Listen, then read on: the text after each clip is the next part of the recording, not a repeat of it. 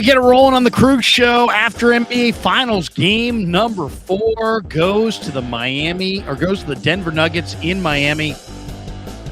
Welcome to the Krueger Show. We got a full cast coming on tonight. We're just waiting for them to jump into the mix. But I'll start solo without the crew tonight. But we're going to have a hell of a show. We're brought to you by Pig and a Pickle. Check them out in Emeryville and Corte Madera. They're open 7 days a week in Marin County from 11 a.m. to 8 p.m. And they're open Wednesday through Sunday in Emeryville. Pig and a Pickle, the best barbecue in all of Northern California. We're also brought to you by New York Style Italian Sausage. Thanks to New York Style Italian Sausage for being a proud sponsor of the Krueger Show. We're also brought to you by Telmetrics.co. Tonight on the show, we're going to have the great Cyrus Satsis is going to be in the house. We'll hear from Cy, get his thoughts on the game tonight. Frank Red is going to be in the house. Dan Coach Emilio is going to be in the house. And Bay Area Baller will join us as well. And I definitely want to hear from all those guys. We're going to be going for basically roughly 90 minutes. So right about from now until about 10 o'clock, we're going to go on the Krueger Show. It's Friday night, so, I mean, Red's got some things going on. I think Cy's probably got some things going on. Baller probably does as well. And then at 10, Danny and I are going to jump over, and we'll be on the NorCal Sports Network, and we'll talk a little bit about the Giants-Cubs, a little baseball post-game, with the Giants leading 1-0 with DeSclafani on the hill on Orange Friday. And look who's in the house. Oh, I'm the first person. How you doing, brother? Good to see you. What's up, man? Good to see you. Are we live? Are we on the air? We are live. Right. I decided to fire away and start it off. Good stuff. Man, and then I mentioned it's going to be you and Danny and Bay Area Baller and Frank, and we're just going to go to 10 tonight, and then let you guys get on with your night. And then I'm going to flip it over, try to get Danny some subs on his NorCal Sports Network channel by doing a little post game. Right around 10, we'll end this and go over there and do a little baseball post game. But I want to do a basketball show tonight. Big day today. I was on earlier today at 11 a.m. with Jack Hammer from the Santa Rosa Press-Democrat talking Niners. And then I was on 95.7 The Game today with Dan Dibley between 2 p.m. to 6 p.m. on the radio. Yeah, in fact, MF, the first chat, says, good show today. Larry and Dibbs. Yeah, it was good to talk to Dibbs. And Trent Balky in the mix says, Larry's always late. There's no hustle. There's no effort. The more Trent Balky post chat content, the more I think it's the real Trent Balky. I know, seriously. And this one, he's wow, this series is a mess, Lowry. What a joke. We welcome in Frank Red. Frank, good to see you. We're live. We're off and running. I started a little bit ahead of time. Usually I wait for everybody to get here and then I start, but I figured, what the heck? I'll just start right out of the chute. We're going to 10 tonight, and then Danny and I will flip it over to Danny's channel and talk a little Giants Cubbies. Love it. Post-game baseball. And I mentioned before I was on 95.7 The Game earlier today with Dan Dibley. We talked a little Niners. We talked a little Warriors. And we'll get into some of the Warrior stuff with you guys. But what do you guys think of the game? I mean, I thought the Heat were done. I said it today on the radio. And nothing against the Heat, but the Heat were a lower seed. They were a 44-win team. Denver was the number 1 seed in the West all year, 53 wins. Denver's got it going right now. They got an entire team full of guys in their prime. Bruce Brown is really one of the most underrated players in the game. I mean, he had 21 off the bench. He was good. Jamal Murray had 15 and 12. Jokic, 23, 12 and 4, 27 for the MIDI product, the Bay Area kid, Aaron Gordon, 27.7 rebounds, 6 assists. And, man, it seems like just yesterday we actually had Gary Radnich and I, who I actually spoke to Gary today on the phone. Wait, what? Yes. What was that? Wait, what? Talked to G-Rad. I gave him a call today and said, hey, man, call me back. I want to talk ball with you and talk life. And so I talked to him, and it was great to talk to him for a few minutes. And And then, but it's this series is it's Denver's too good. Denver's too good. Denver was a much better team. To me, Cy, we talked about the Warriors and how far they could go in the playoffs, and I made it perfectly clear early on that I thought the Warriors could win in the playoffs, but I just didn't think they could get by Denver. And ultimately, they didn't even get to Denver because they couldn't get by LA. But this Denver team's really, really good. And they're in a small media market. Nobody really talks about them, but they're well coached and they got a bunch of talent and they got a truly awesome player in Jokic. He's very selfless. Jamal Murray has had injury problems in his career, but he's healthy now. Mm-hmm. And they've got some nice role players. The kid Brown from Kansas is good. Bruce Brown's good. Jeff Green's good. KCP, is going to win a couple titles, right? Because wasn't KCP on the Lakers bubble team? Correct. He was. Yeah. Yes. So I mean, he's kind of quietly a very effective bench player, and just overall, Baller joins the mix. Hey, Baller, what's going on, man? What's up, fellas? Glad to be here. Yeah, we're off and rolling. We're live. Let's go around the room. What do you guys think of the win? The win. It's not like we're rooting for Denver, but what do you think of Denver's win over Miami? Anybody who wants to jump in, really? For the first time, I thought that the Denver Nuggets looked like a championship team, and I'm looking at it from a perspective because they were the more talented team, which means that they should win. But that doesn't mean that they would win because we've seen championship caliber teams lose. And tonight, every objection that the Miami Heat presented to them, they answered like a bag of shells. I mean, that stretch that they took Jokic out, the game was kind of in the balance. I mean, Miami got within 6 points. Some might have questioned Michael Malone's coaching decision to keep Jokic out. And what happened was they collectively as a team just manifested what the coach's game plan was. And when you see that happening, you know that that's a championship team. I've been watching Aaron Gordon play since he was 12, 13 years old. And I'm good friends with his agent, Calvin Andrews. Carl Foster is best friends with him. Now, we had his brother. I was going to say Gary and I had his brother Drew in studio with Drew's girlfriend. We're talking about years ago. I mean, Aaron was probably still either in high school or maybe just getting to Arizona at the time. Yeah. No. So, I think Miami fought valiantly. I mean, you guys have been saying all along that you thought the series was over. I didn't believe that because I knew that it would come down to execution. Now, when you look at a Miami team that's down 6 with 6 or 7 minutes to go in the fourth quarter, and Denver just kind of pulled away from them. So I tip my hat to Michael Malone because his team has played better the less he's talked about things off of the basketball court and just focused on preparing his team. And I think they're on the cusp of winning the championship. They look phenomenal tonight. I've never seen Aaron play better. And Jamal Murray, for the first time to me, moved over into the point guard direction as opposed to the combo guard who can do point guard stuff. He handled that team. He shot 5 for 16 and had 12 assists. He was rock solid. I was very impressed with him also. Yeah. Baller, what would you think, Baller? Coming into this NBA Finals, I thought it was a lock. The Nuggets were going to walk away with the championship. And it did surprise me. Miami winning game 2. I said, hey, hold on, let me check myself. But what I've seen game 3, game 4 just kind of solidifies the Nuggets. They were the best team in basketball all year. And it's coming to fruition. Bruce Brown, when he's scoring 20 plus, Aaron Gordon, like you said, Red, they've been dominating the switches.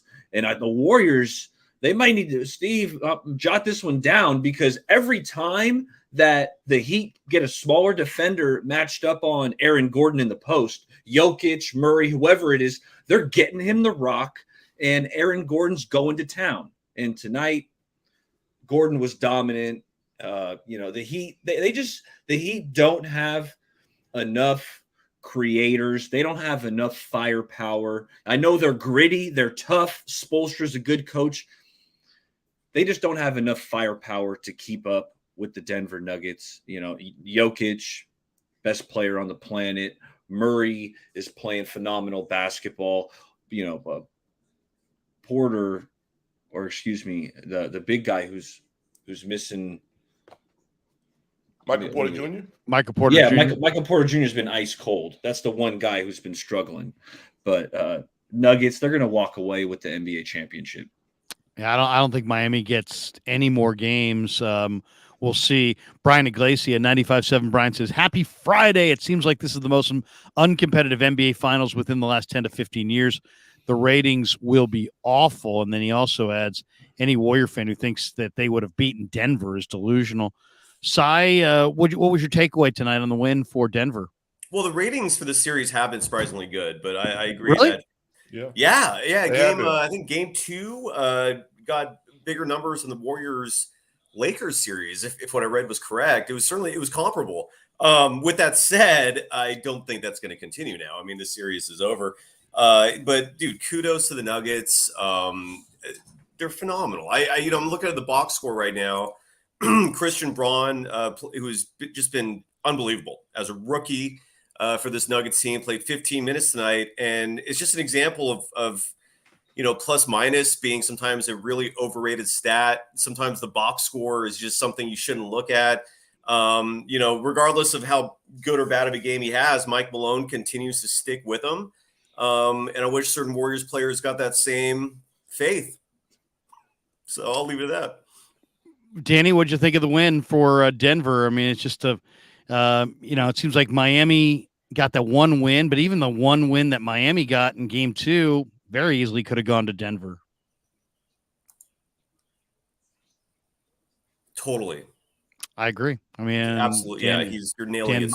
I muted him. I had Denver in 5 to begin the series, and wouldn't have surprised me if it was a sweep, but I figured Spoelstra would make some type of an adjustment and get at least one game out of this. They're just a superior team. And,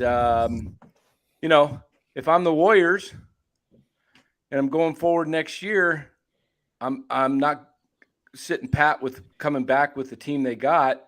They got to make some big time improvements because Denver's going to be in the way for the next 3 years. They are the Warriors of 2015. All these guys are hitting, 27, 28. That's your NBA prime. And the Warriors guys are, hitting the mid-30s. So, what do you guys think of the landscape in the NBA? And I had a long discussion today on the radio with Dibbs about the Warriors and where they, what they're going to do. And obviously 95.7, the game is the Warrior flagship. And there's a lot of people who are looking at everything through kind of Warriors glasses and goggles. And, it's easy to look at Denver and go, you know what? The Warriors aren't that far away, but that might not necessarily be the case. I mean, what are they saying, Larry? I'm fascinated. What are they saying there? Because they're saying that that a lot of things. They're saying that that the Warriors can't go young in the draft because Kerr won't play young players, and that they have to trade their way to one more title for Steph. And I think that when you start eliminating something as huge as the NBA draft and putting a line through it, going, we can't use the draft to get better, I think you're kidding yourself.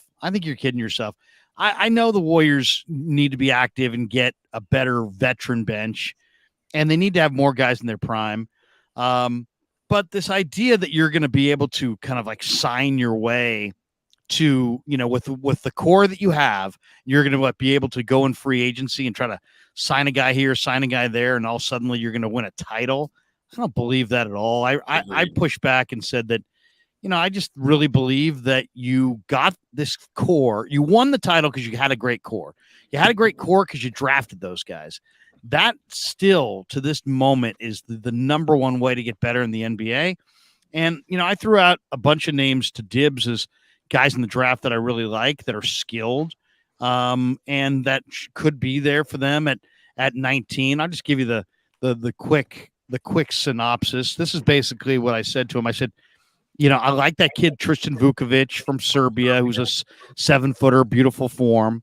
What turned you on to him? Like, I know you're like one of the only people that I watched the ESPN Yeah, I saw Chicago pre-draft and Gotcha. from Chicago, and he hit a couple threes, but you know me, I mean, it's not just that what he did there; it was the form on his shot. Then he puts it on the deck and shoots it off the elbow on the move, and it's like this guy wasn't even hitting the rim. It's like nothing but net. He's got a beautiful form on his shot, so I really like him. I really like Jordan Hawkins from UConn. Saw him in the tournament.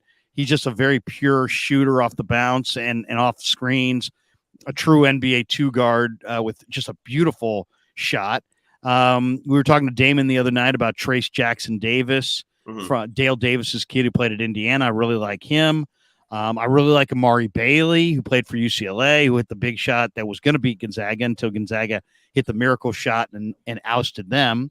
Frank and I have talked about Leonard Miller for over a year now. I'm a big believer in Leonard Miller for the G League Ignite team. I see the talent there, and I've seen such improvement in 1 year.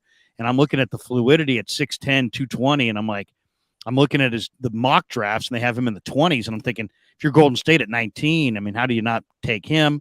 I love the kid from Santa Clara, Brandon Podzemski. And then the kid, Ben Shepard, the 6'6" two guard from Belmont's got a great offensive game, very refined player. I think he, unlike Kuminga and some younger rookies, I think he's more like 22 and, you know, he's a little bit more of an experienced player. I think he could step into the rotation. He's a player. Yeah. And then watching the Chicago pre-draft, I really like Olivier Maxence Prosper from Marquette. The kid from Canada, he's from Montreal. He's 6'8", 230, and has a little bit of the matrix to his game. You know, big combo forward who can run the floor and jam and defend, and he gets off the ground. So, I mean, that's 8 or 9 guys right there, all of who could be there for them at 19. And I just don't believe in this. Like, Kerr didn't play Kuminga and Wiseman and Moody enough, and thus the draft is no longer a viable way for Golden State to build up their core. To me, if you really are Joe Lacob and you really believe I'm Joey light years and I'm light years ahead of everybody else, if you're light years ahead of everybody else, then you should be able to handicap and evaluate the draft prospects on a higher level than the other teams. And it's such a speculative draft. I just named you 8 guys right there that I think are all going to be very interesting NBA players, and they are all probably going to be there when Golden State picks. So if I look at it the other way, instead of trying to trade 19 away, I'd rather trade Jordan Poole in a deal that gets me a player or two, but maybe a pick or two, and take some shots here because, you know, the draft is the one place where you can draft Steph Curry or Klay Thompson or Draymond Green, and they can wind up being, you know, foundation pieces, all-stars, Hall of Famers. You're not going to sign an all-star or a Hall of Famer off the free agent market, and you're sure as hell most likely not going to be able to trade for this player unless some teams really makes a bad decision. So I don't know. I look at the draft as a real viable opportunity to get better, and I hope they take full advantage. I mean, What do you think of that kid from Barcelona, James? I don't know how you pronounce his last name. Nanjai. He's supposed to be. You talk about the 6'10", 200. He's pretty athletic. Yeah, I mean, he's very athletic. He's another guy. That's a good one too. I don't think he's got much offensive game. But I mean, he's got a big defensive presence. He's a 6'10", 220-pound, guy who's probably going to be 250, and he runs like the wind, and he can block shots, and he can rebound. Huge wingspan. What about Keegan Murray's brother? Where do you add on Chris Murray? Yeah, he's a little. I mean, I'm not as high on him as I was on Keegan, but Chris Murray, I think, is a ready-to-play combo forward who's got some offensive game. Jaime Jaquez from UCLA is another guy who has got a little bit more of a polished, refined game. To me, those two guys have a little lower upside than the guys that I threw out.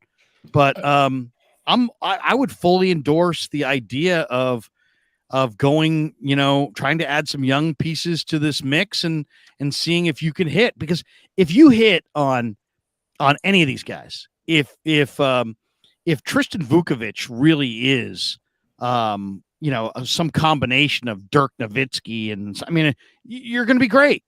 If Leonard Miller is anything close to KG, you're going to be great.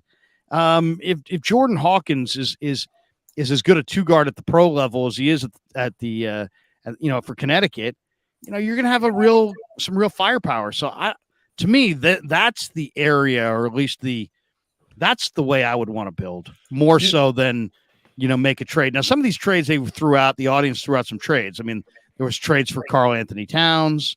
There's a lot of trades projecting OG Anunoby. Mhm. And, there's a number of interesting trades being floated out there. But all these trades are like, Poole, Kuminga, Moody, your 19th pick. And it's like, okay. But if, it still all sets up for guys that are like, I don't want any of these. Like, here's one they threw out to me tonight. Would you go after Chris Paul? No, he's 38. And so now next May and June, some 38-year-old guy is going to be at the end of another marathon, and he's going to somehow be enough to carry them over the Nuggets. And I just don't buy it. I don't buy LeBron. I don't buy any of these old guys. I don't think it's that easy. It's like, that's a little too easy. I think I want to try something that's a little bit more of a low percentage, but if you hit big. Yeah, I did a deep dive on another player who I really like, Nick Smith Jr. From Arkansas? 6'5", legitimate point guard who can score, has a similar skill set actually to Jordan Poole, to be quite honest with you. And like when I hear people talk basketball sometimes, and I don't know every damn thing, sure. but my thing is, it's like, anybody who knows basketball knows that the draft is the heartbeat of any organization. It is. Yep. I mean, if you didn't have a salary cap, then you can go sign anybody and kind of build your team based on popularity and relationships. But you can't do it. You look at the Nuggets tonight. Look at the players that played well for them. This is a championship team. It's not that hard. They drafted these guys. They worked with them over a period of time, and now they're championship caliber players, and they went out and they got a couple of veterans. The Warriors are in a cycle, all right? And they're still good. But if you think that they're going to sign their way back to one last championship run, it's not going to happen. No. They have to develop players. And for the best way for them to do anything next year is to hit a home run at 19. And then if you're going to trade Poole, then get something back, preferably a big But what are the guy. odds? How hard is it to hit that pick 19? I mean, looking at the NBA draft. No, it's not that hard. I disagree. I disagree too. Let me tell you why. Studs are in the top 10. They're in the lottery. They used to be in the top 10. They used to be in the top 10. Let me tell you why. Look at the Miami Heat. I mean, where'd they get Tyler Hero? Right. What? I mean, middle of the first. Right. He's a damn near all-star. Where'd they get Bam Adebayo? 9. That's where they got him. I mean, they signed free agents. Different than I mean, hold on. I mean, certain organizations know how to develop players, and I give the Warriors a lot of credit. They've had success in the past. I think if they're going to continue to ascend, it's going to be because they draft the right player and they develop them. It's not going to be because they're signing. They're $50 million over the apron. Yeah, they're not signing anybody. It'd be via trade. And that's why I disagree, fellas. Okay. I'm going big fishing this offseason. They got to make a move. Warriors got to make a move. What are the moves? What are you going to do? Mike Dunleavy, put your big boy pants on because, hey, 2002, that was the first year I was really into the NBA draft, and I was seeing Warriors picking third, and it was Mike Dunleavy, and it was really disappointing. He wasn't awful. He wasn't atrocious, but Mike Dunleavy Jr. was a bust. Okay, that's how he started off his Warrior career. And so if he comes, hey, I got Mike Dunleavy Jr., you're under a magnifying glass for me personally. But what I'm doing is Jordan Poole's got to go. I'm sorry. I'm tired of Jordan Poole. We all know he plays no defense. You, by the way. That's the trade. That's the trade chip. Okay, but here's the thing.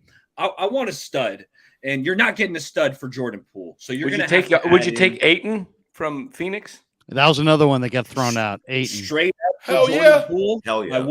I would. Straight up for Jordan Poole. Give me Ayton. But to get a big fish, teams they're gonna want Kuminga. Okay, I don't want to trade Kuminga. I love Kuminga, but if you can get a stud, and that's where I'm aiming high. Okay. I'm not trading away Poole and Kuminga just for some mediocre veteran. No, if that's the case, I'll hold on to my assets. Yeah. And I'll take a swing at pick 19, which the guy probably won't even see the floor, but I would rather do that. But I'm looking for a big fish.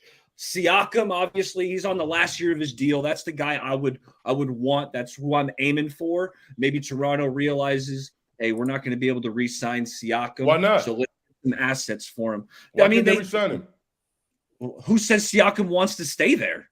You don't think? Well, that's a different. They didn't even make the playoffs, Fred. The Raptors didn't even make the playoffs. So Siakam's in the last year of his deal. You might be able to acquire him because the Raptors might want to get something back for him. I think Kuminga is a tantalizing prospect. Jordan Poole did average 20 points per game. You know, if you're looking at the box score, if you're looking at his 3-point percentage and the head scratching jumpers he takes, you might cool off. You got to come up with over 40 million though in salary to get Siakam. Well, isn't he making close to 40? Jordan Poole makes 27. So you have to Kuminga. Yeah, I mean, there's ways to make it work. Well, here's the thing, though, Baller. When I'm saying they should do it in the draft, I'm not saying they should do it only in the draft. I'm just saying that they shouldn't. There's a lot of dialogue around Warrior fans like, Kerr doesn't play young players. We can't do it in the draft. We need to trade all of our draft picks. No.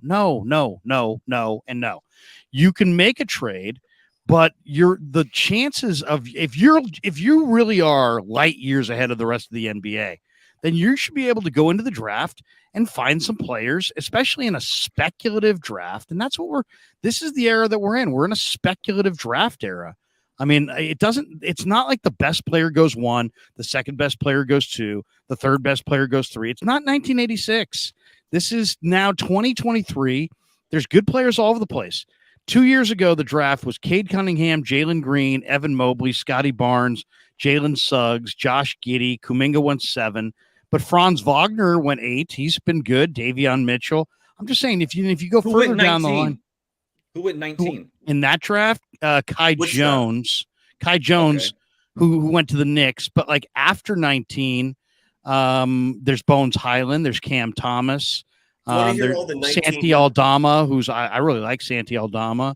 I mean, I'm just saying, I'm trading the picks. I'm trading the players because I want to get a proven asset. I want to but here's the thing, because you're right in that 19's a long shot, that you're not going to get really anything for 19. It's just a matter of throwing. It's a sweetener, to me, I'd rather take a shot. I'd rather swing. I'd rather take Ben Shepherd and hope that he becomes a two guard of note than just throw it in as a sweetener. I mean, I'll give you the last year's draft, this year's draft, this last draft we just had. Boncaro went 1, Holmgren went 2, Jabari Smith went 3, Keegan Murray went 4, Jaden Ivey went 5. But if you go out of the lottery, let's say from 15 on down, AJ Griffin went to the Hawks, Tari Eason went to the Rockets. Christian Braun, who just playing a nice role for the Nuggets, he went 21. Walker Kessler, who's a nice player, he went 22. I mean, I'm just saying it. No, he went 20 further than that. I thought he was. No, he went 22. He went 22. He got traded to Minnesota. He was drafted by the Grizzlies at 22 and traded to Minnesota. But then you had PBJ at 28. And Walker Kessler, the center out of Auburn. Yeah. Yes. He's with Utah. He played with Utah last year. Yeah, he got traded though. I'm telling you, probably got traded a couple times. I'm looking at the draft list in front of me, so this is not off my memory or anything. I'm not that, I don't have that kind of memory. Mm-hmm. But Jaden Hardy went in round 2. He's a pretty good player. Jalen Williams, who I like a lot from Arkansas, he went in round 2. Christian Koloko went in round 2. These guys are not stars necessarily. Don't get me wrong. Ryan Rollins went in round 2, but you can find some good players. And this year's draft, I think, is deeper than most. Guy Santos went to the Warriors at 55. But I'm just saying, and you also have guys that, believe it or not, that even go undrafted. It's just, I'm not saying don't, only lean on the draft and draft your way all the way through. But I'm just saying a combination of trades, and I'm okay with, I want to move Jordan Poole, but I wouldn't be so like you just hired Delos and all these developmental guys. it didn't necessarily work out for you this year. Were you just going to scrap the entire developmental plan because it didn't work out great? And then here's the other thing. All these ideas, everybody based all their opinions on today. It's like nobody can have any vision at all. If we always went by today, then guess what? In February, when we were talking NBA ball, we could just put a line through Moses Moody. But by the time the playoffs rolled around, Moses Moody played a significant role. And right today, we might be like kind of down on Jonathan Kuminga, but Jonathan Kuminga, I think, is going to really emerge. And I'm not as down on him as maybe others are. So I'm not down at all, for the record. Don't let me in with that, please. Yeah. So, but I mean, I'm just saying that, like, there were people that said, you know what, because I was on 95.7 all year going, hey, you know what, I'd play Moody and Kuminga more. And people, and Steiny would be like, you can't play Moody, you can't play, and he's a. Well, you know what, that was right when it was right, but it's now wrong. So what happened? There only a couple months in between being right and being wrong. So I'm just saying, the players that I believe in this draft, I'm looking at where they're projected in NBADraft.net. Vukovic is supposedly going 46. Jordan Hawkins, I think, is at 18. Trace Jackson Davis is at 15. Amari Bailey at 36. Leonard Miller at 20. Podzemski at 24. Ben Shepherd at 32. That Olivia Maxine Prosper, they have him going, I think, around 40. So I'm just saying, there's going to be some pretty good players. At least players that I'm intrigued by are going to be there. And now, if you want to trade Jordan Poole and maybe I'm not saying don't trade Kuminga or don't trade Moody, but I want to do that in concert with. I can't just say no on the draft because Kerr doesn't play young players and that's it. Because if you say no completely on the draft, you might as well just say no completely on winning a title, because you're not going to, because of their situation financially, they may not even have the mid-level exception. So what they won't. They can't. What are you going to be armed with? You're going to be, and now you're talking about, Chris Paul. Chris Paul's 38. We're talking about LeBron. He's 38. He's 40. I mean, don't shortchange yourself just because of 1 year. And Kuminga's super. Even though I love Kuminga's super raw. And just because James Wiseman didn't play for Kerr, James Wiseman's super raw. But it doesn't mean that every player in the draft is super raw, and there's nobody in the draft that Kerr can put in their rotation. I'm for a combination. I like Grady Dick quite a bit from Kansas. I think he's a 6'8" guy with tremendous shooting ability. If I can move Poole and I could get the 9th pick and a couple of players and this, I would take Grady Dick at 9 and start to surround my shooter, my core with some other guys who potentially could also be core players. That's all I'm saying. You guys hear the last 15 years of the number 19 pick? Well, I know that exercise, but only things, if you want to hear it. Yeah, I wouldn't mind hearing it, but I'll say this: it's I've seen those things in like the NFL too, and it's like that's great, but every draft is a separate entity unto itself, and there's 60 picks, right? There's 30 in round 1, there's 30 in round 2. We're all sitting here can name Mo Cheeks, Cliff Robinson, Draymond Green, or guys that went in the second or didn't get drafted at all. So it's like there's always diamonds in the rough. It seems like they're not prevalent. It's not like every pick in the second round is going to be good, but if you really can pick it, and they did for a while there. I mean, the Warriors, I think it's safe to say, guys, maybe you agree with me, maybe you don't. Monte Ellis. Love me some Monte Ellis. I think it's safe to say the Warriors would not have had this entire run if they discounted the draft, and they would not have had this entire run if they didn't win in the second round with Draymond Green and Monte Ellis.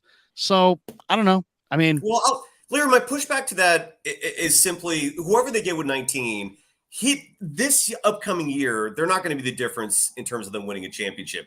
I do agree with you that they should hold it because I care about what's going to happen in 3-4 years. I don't want the Warriors to go back to what they were in the 2000s and the 90s. And if they trade this pick, if they get rid of the youth, if they focus on now, 3-4 years, they're done. They're a seller team. I mean, so I don't want to see that. I don't know if anyone you draft in 19 is going to be like a savior. I mean, they're in a tough spot, man. I don't think they should trade it. And Brian Iglesias, thank you very much for listening to Locked On Warriors, because I addressed this entire question today. Who's making the pick? The pick, because last night's show got me thinking about that. We were talking about the fact that who the hell is even calling the shots, and I made some calls. And so better be Larry Harris. It's gonna be Dunleavy, isn't it? Or it's right gonna now, be Joe. Dunleavy Jr. right now is in charge, and but like he does not have a carte blanche decision making power. Like, in other words, he does not have a green light to go ahead and start discussing trades. This is exactly what I said was going to happen. Yeah, they were going to get rid of Bob Myers because Bob Myers is tired of Joe Lacob, and Joe's got his own board, and he knows that he's going to get ripped to high heavens by me and others if he just makes his kid the GM. So he's going to take somebody who's never been a GM. He's going to make them a king, and as long as they do what he orders them to do. And so Dunleavy's going to do whatever Joe says to do, and Joe's going to essentially get to be the GM. And you know what's going to happen? I'll tell you exactly what's going to happen, and I'm 100% right. He's going to hit. He's going to miss. He's going to hit. He's going to miss, because that's what untrained evaluators do. They hit, and then they miss. And ultimately, guess how the Warriors won a title? They hit, and they hit, and they hit, and they hit, and they hit. And they put together 5 or 6 hits in a row, and then suddenly, hey, look at this. But when you hit and miss, it doesn't matter if you find Jordan Poole, if your next 3 picks are Jacob Evans, Patrick McCaw, and, some other donkey. And it's like, you're sitting there going, oh, Alan Smailagic. You're not going to win a title grabbing the one good player, and unless the hits are just overwhelming hits. And to me, it's like, let's not ignore how they got here. Nelly's a genius. He told him to take Curry. Jerry West is a genius. He told him to take Clay. Jerry West is a genius. He told him not to trade Clay for Kevin Love. That's how they got here. They didn't get here because Joe's kid said, Justinian Jessup. Come on, man. Let's not. Enough of this. Joe knows all because he's a self-made billionaire. You got 13 days till the draft. If Larry Harris is making the pick, I get a reasonable belief that they might have some success. If it's Joe and his kids, buckle up for a nightmare. Seriously, it might hit. It's buckle up, because that's what's happening. Then it's done. You know what I mean? Yeah, it's done. And if that's the case, and here's the thing: if that's the case, then maybe you have to go trades, because if we're just going Joe's whims. How did Joe make his money? He didn't make his money by being Jerry West. He made his money in some other field, and he bought the team. He doesn't have any qualifications to make the pick, and his kids don't have any qualifications to make the pick either. And, when you got your own station and you got your own TV station and you've won 4 rings and everybody's kissing your ring, it's like nobody's going to tell him the truth. Yep. Ray Ritter knew that was lousy PR to move Bob Myers aside and jump on the podium and talk like a jackass. But he didn't tell him no. Why? Because he works for Joe. Yep. So he's not going to tell him no. And what do you think Mike Dunleavy's going to do when Joe says, I think he's going to say, you know what? I like this job. I'll do it for a few years. Probably pays close to $1 million a year. And he's just going to say, Joe, you're right. And this thing's going to get away from the Warriors. And, and then what?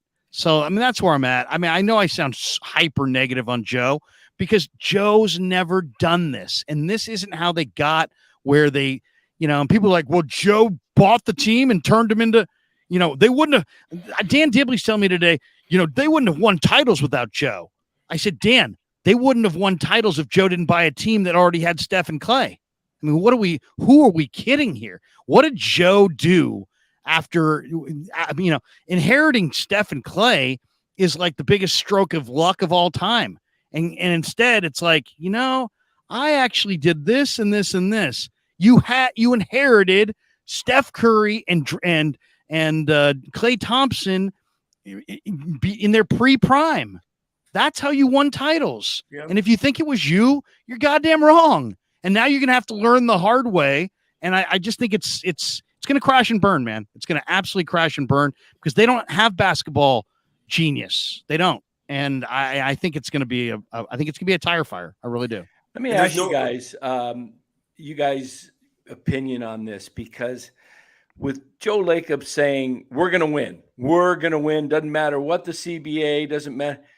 Do you think that he does something like crazy this summer, like goes like for a blockbuster type deal with Bob Myers out of the picture?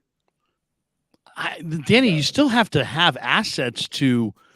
That's the thing. What they really need is they need assets, and then you can make blockbuster trades. So to me, there was the move to make was go hire Sam Presti. Why? Because Sam Presti understands how to gather assets. Once you have assets, then you can make blockbusters. What you can't make blockbusters without assets. So what do they actually have to trade? And I was telling Dibbs, he thinks Poole has more value than Kuminga. I said, you're high, dude. No, that's crazy. What is he Kuminga makes? I go 3 times as many teams in the league want Kuminga as want Poole. What is he basing that on? Like, is it because Poole scores 20 a game in the NBA? You know, people can score empty 20 points a game, and no, I've been talking to a lot of people from other teams just because I'm curious to know what the Warriors can get back for Jordan Poole. People don't like him. He is not a high value asset. I agree with you. His biggest asset, besides the fact that who knows, right? Some team might think with a different culture, he can turn things around and not, shoot more efficiently, because his shooting is a concern. It's a huge concern. That and the turnovers and the defense. I think the defense is maybe the biggest concern. But Kuminga is someone people want. Other teams want Kuminga. They see the value in that. Low salary, high upside. Jordan Poole's making a lot of money. We just saw this last year in the playoffs, what a bad version of Jordan Poole looks like. It's not pretty. So who's going to win the title? Who's going to win the title this year? You mean next year? Denver. This year. Oh, Nuggets. Denver. Yeah. Would they win the title if they hadn't found Jokic in the second round? No. So what are we talking about here? Where was Jamal Murray picked? 4. He was 7. 4? 4 or 7. Okay, know, so he's lottery. But their best player was a guy they got in the lottery. They got in the second round, and that's what makes the Nuggets the Nuggets. 7. Jokic. 7. Yeah. So it's like, do not just sit there and be like, you know what? Kerr didn't play the young guys. Screw the draft. Let's just trade all of our picks, because you're not going to get.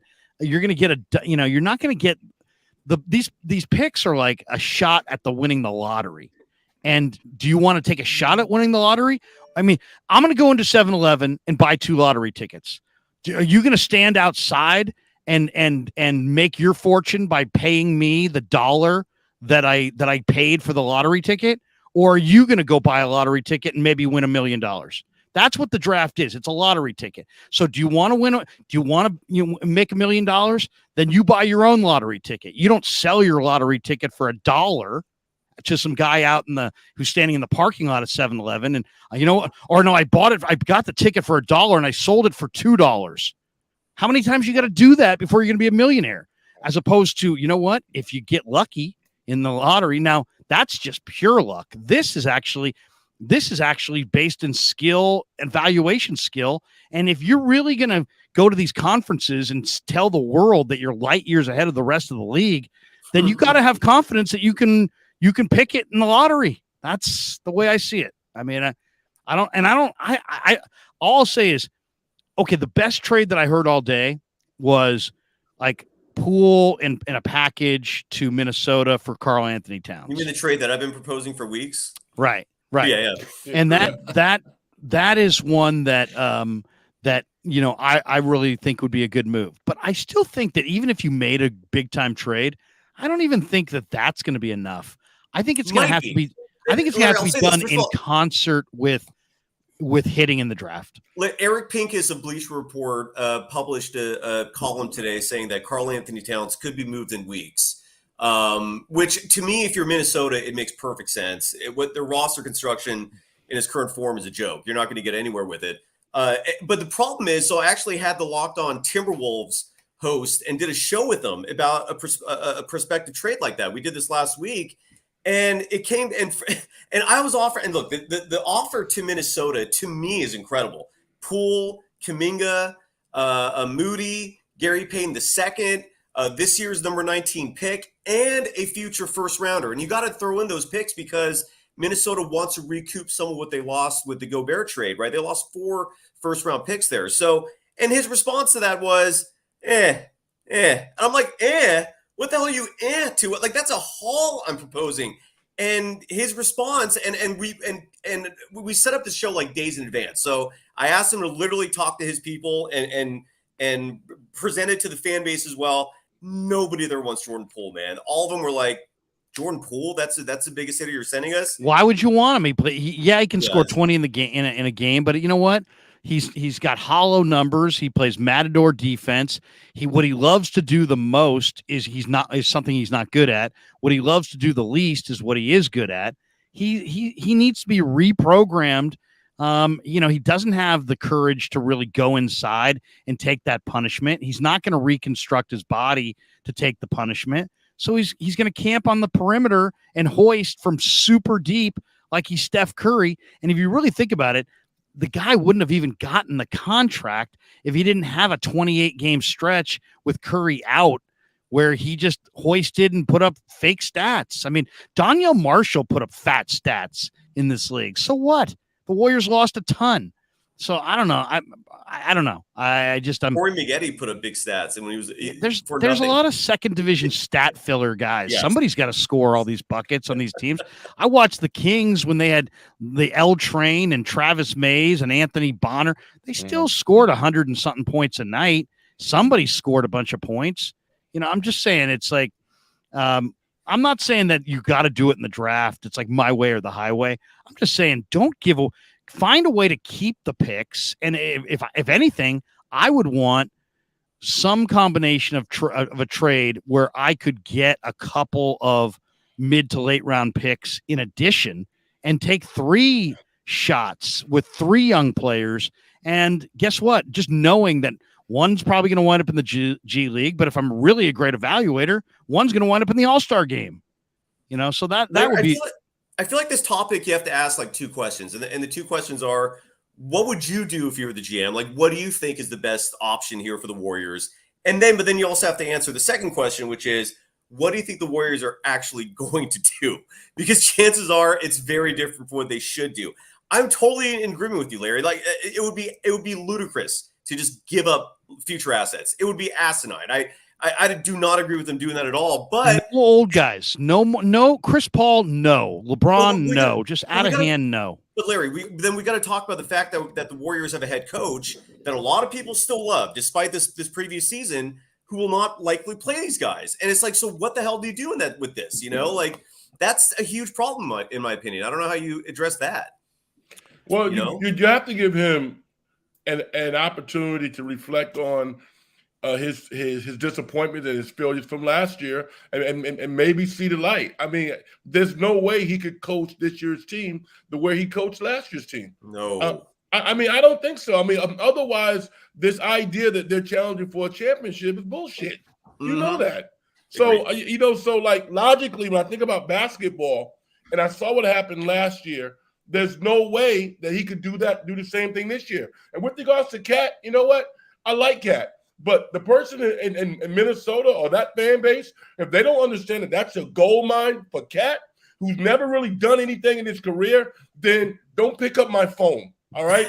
I'm not giving Moody away. It took several years to just develop this young man and build his confidence to the point where he looks like an 8 or 9 rotation player for the Warriors right now who can maybe start 10 games next year. All right. And at 19, listen, if I'm the Warriors, Don Nelson is in the Y getting his TBD on. Okay. I would give him a call and just pay him a consulting fee. Don, what do you think? Right. I mean, think about what Don Nelson did. He got Tim Hardaway at 14. He got Latrell Sprewell at like 26. Yep. Right. This guy can evaluate talent. Good point. That's all they can do. I mean, in the 20s. And his son wasn't bad either, by the way. No, he's pretty good. I'm like, come on, man. 19, that's gonna be a good player. I'm telling you. And let's not look away from the fact that Denver is going to win it all with Jokic.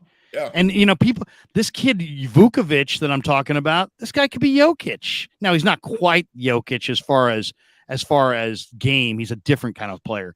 But there's a lot of Dirk in this Tristan Vukovic. A lot. He really reminds me. He's got a little bit of the same thing that KD's got. He's 6'11". He's deadly in the mid range. The shot's pure. He shoots it up high. He just went to an all-star game in Chicago and showed just absolutely Klay Thompson like buttery form.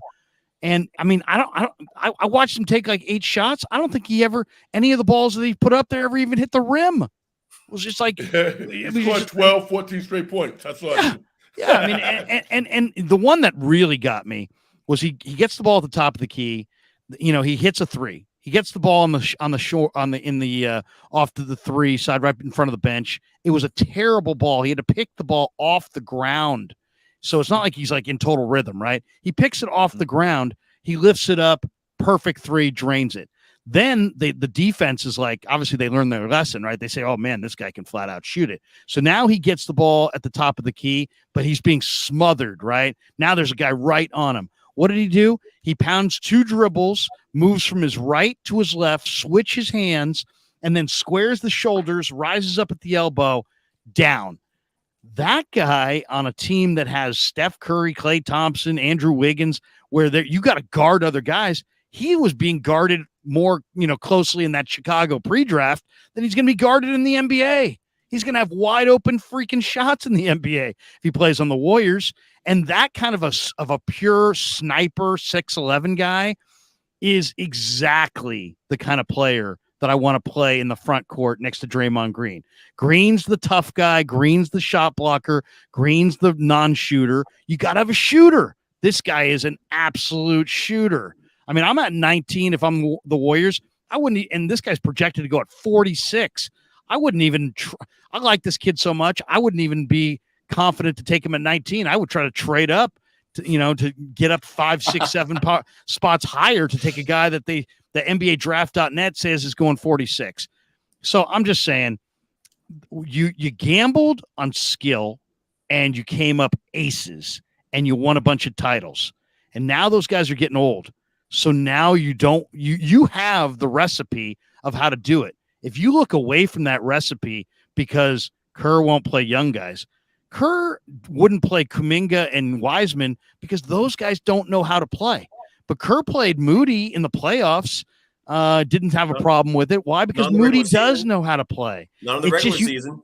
I know, but you have to give Steve some players that actually have basketball skill and have an idea of how to play. You're right. He's not like, I love Leonard Miller. I think there's huge upside. I could see him, wasted on the bench playing for Kerr because he needs some development. He really needs like run on a bad team for 2 or 3 years to get the run or G League to get the reps, right? So if you want to pass on Leonard, I get it. But the kid Shepard from Belmont, that guy's ready to play, man. I'm telling you, he's ready to play. And this Vukovic kid, he's real, and he's ready to – I'm not saying he's ready to play big minutes, but he's ready to contribute. Just think of PBJ, but with a better shot and with better handle and with a better understanding of the game, with better fluidity and maybe as big or if not bigger. So I'm just saying, you gambled on skill, gamble on skill again. And I agree with Red. I'd hire Sam Presti, but you know what? If you're really going to have your kid, if you're really going to have Dunleavy, if you're really going to have your own board, that's fine.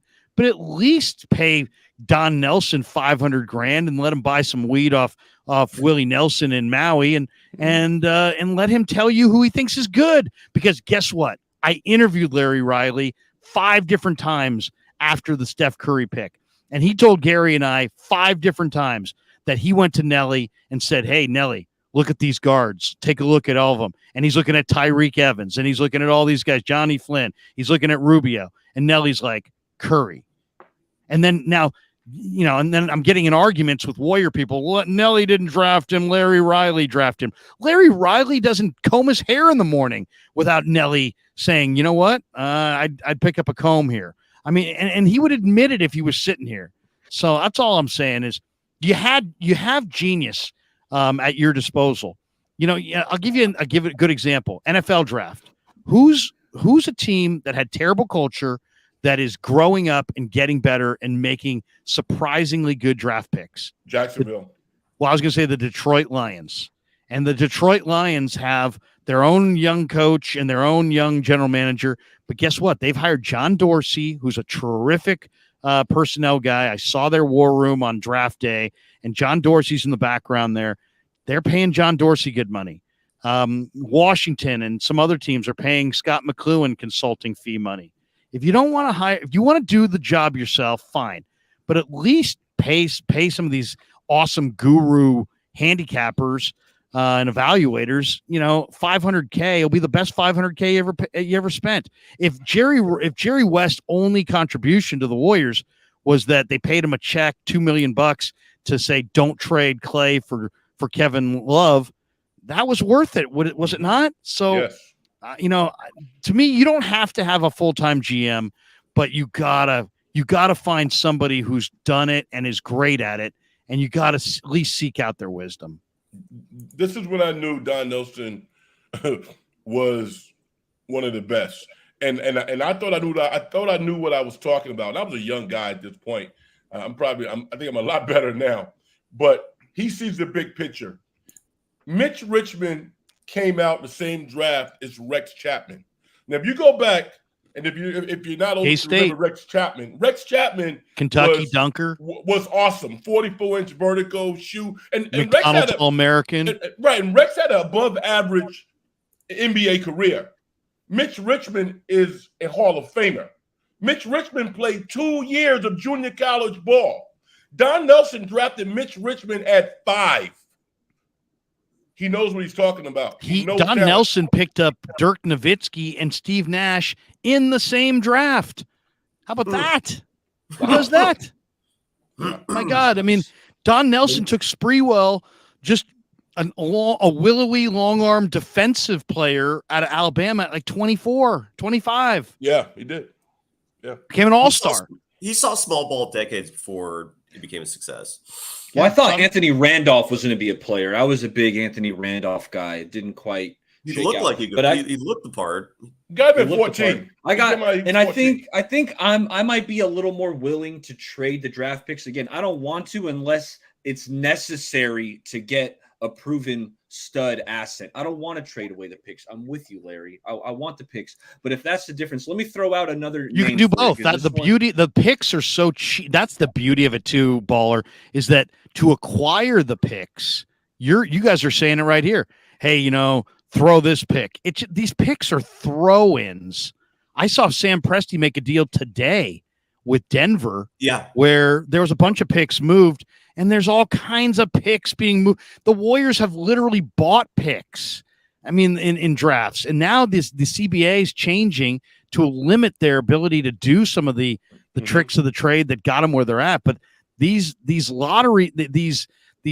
draft choices are really almost like an actual lottery ticket. And it's like, do not just give them away. If anything, try to get a couple more of them and see if you can hit, because nobody knows if you missed, but they remember if you hit.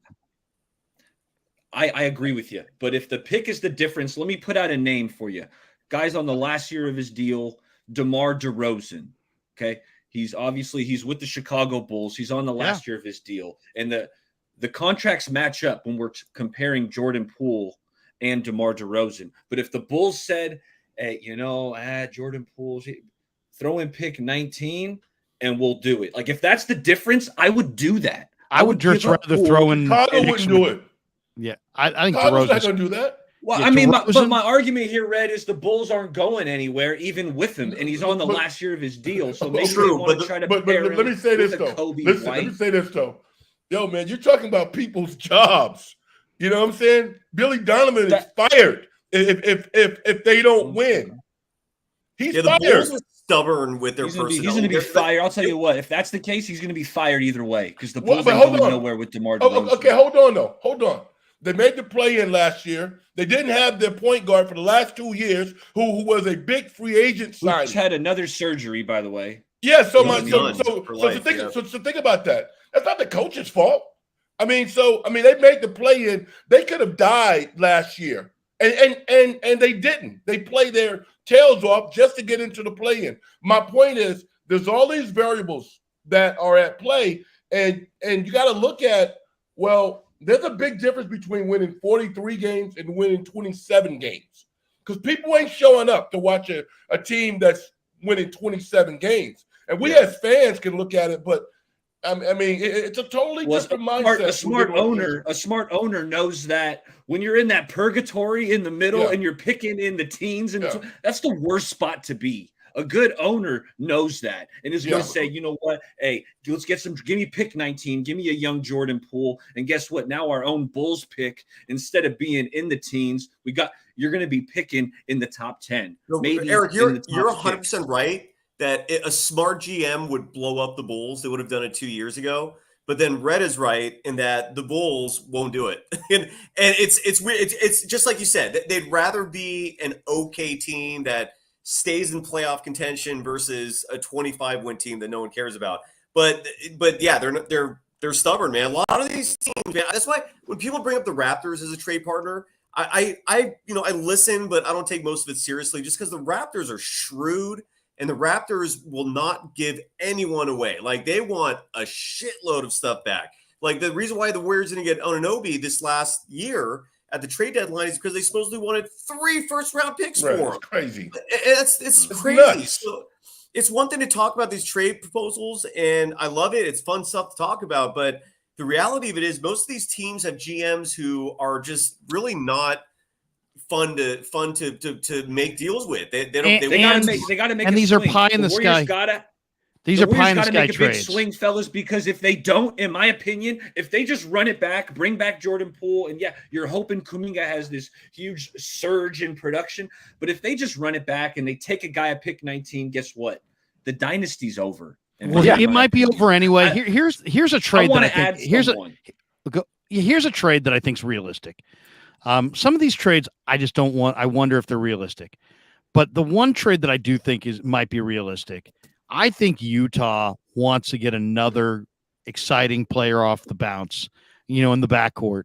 And I think you could trade Poole there for Colin Sexton, Kelly Olynyk, and a couple of I think you have 3 number ones. You might be able to get 2 number ones. You might be able to get their 2 number ones, Kelly Olynyk and Colin Sexton. That's the kind of trade that I think you're going to get for Jordan Poole. I don't 2 ones. You really think you can get 2 ones out of Utah for that? Yeah, because ones. We're talking about late ones, Danny. We're talking like 6. I think they pick like 16 and 24. But I'm talking about the players that I'm talking about in the draft. These guys. I mean, you might be able to get Vukovic or any of those guys I named, Leonard Miller. You might be able to get them later. You're going to have to hit on players. It's not going to be. You're not going to get ready-made guys handed to you. That, you know what I'm saying? You're gonna have to go for Leonard Miller and see him blossom into an all-star. You're gonna have to go for Tristan Vukovic and have him become the Jokic. You're gonna have to go for Jordan Hawkins and find the guy at UConn that nobody saw the genius in. You're not gonna be able to. I mean, I know I love DeRozan. Don't get me wrong, but I just don't think that trading a bunch of assets for like one guy. That one guy is very safe. But to me, you're going to have to project. You're going to have to show that you can predict the future. And if you can predict the future, you can get. If you made that deal, first of all, would you make that deal? Would you trade Jordan Poole to Utah for Colin Sexton, who's an athletic scoring small guard who's due to make 17.3 this year, but then you got to pay him 18 next year and 18 the year after that? He's clearly overpaid. He's not worth that. And you can get Kelly Olynyk. The reason I mentioned this trade is because I think one of the things that Joe badly wants to do in this Poole move is that he wants to make sure that he trades the 27 somewhere. He's got to take something significant back, close to 25. But then I think he wants somebody on an expiring deal so he can get his deal more like, so like you take Olynyk and Sexton and a couple picks, and then you pay the future 2 years of Sexton, but you let Olynyk walk at the end of the year, and $12 million comes off your books and everything that goes along with that. I think that's the way to reduce the burden. To me, that's the kind of move that could be effective. And then if you hit with the picks, you win, right? Olynyk and Sexton for pools, probably somewhat fair, but you're getting a couple late firsts. But if you can hit on those late firsts, you win that trade. And if you win that trade, you've now added a big man in Olynyk who can shoot, who fits with Green.